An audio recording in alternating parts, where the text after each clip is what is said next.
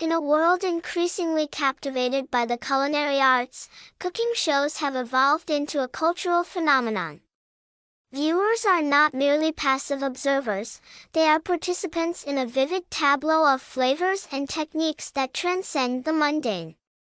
Consider the trajectory of these programs, from the humble beginnings of Julia Child's pioneering television appearances to the frenetic energy of contemporary competitions like MasterChef and Top Chef.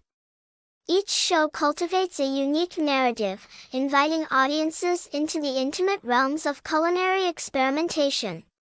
Take Chef's Table, for instance. This series delves deep into the lives of renowned chefs, intertwining personal stories with their culinary philosophies. The artistry displayed is not merely in the food itself, but in the meticulous craftsmanship that each chef embodies.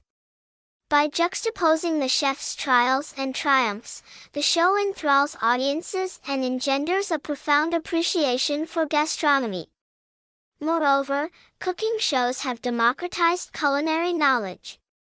No longer confined to the elite, cooking techniques and recipes are accessible to anyone with a television or internet connection. This accessibility has sparked a renaissance of home cooking, transforming kitchens into experimental laboratories where individuals can channel their creativity. However, there lies a paradox. While these shows inspire many to don their aprons, they can also foster unrealistic expectations. The polished, edited world of television often obscures the inherent messiness and unpredictability of cooking. Thus, it is imperative for viewers to approach these programs with a discerning palate, recognizing the difference between entertainment and reality.